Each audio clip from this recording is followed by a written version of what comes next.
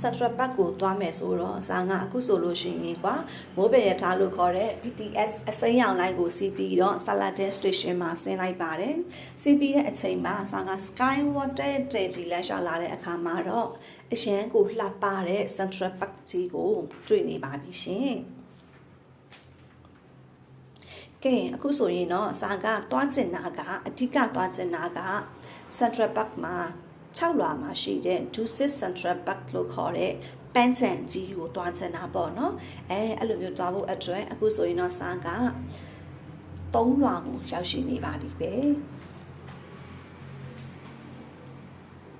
သူကလေဒီပန်းချံကြီးကကွာ6လွာမှာရှိတာဖြစ်တဲ့အတွက်ဒီ shopping mall တွေကနေပြီးတော့လေ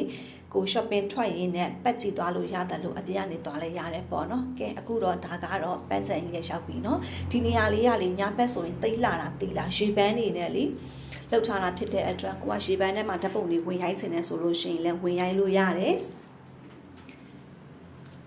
ဒီလူလျှောက်လန်းလေးတွေပေါ့နော်သွားလျှောက်လန်းလေးကိုကွာလှတပတ်တာလေးလောက်ထားသိလားမသိလို့ရှိရင်လေတောအုပ်ထဲရောက်သွားတယ်လို့မျိုးပုံစံမျိုးအပင်တွေကလည်းလေးလောက်ထားတဲ့ပုံစံလေးသိလာတာသိလားအပေါ်ကိုတဖြည်းဖြည်းနဲ့တက်သွားမယ်ဆိုလို့ရှိရင် rooftop ကိုရောက်သွားတာဖြစ်တဲ့အတွက်အောက်က view လေးကိုကြည့်ရတာလေအရန်ကိုမှမျက်စိပလာတာဖြစ်တဲ့ပေါ့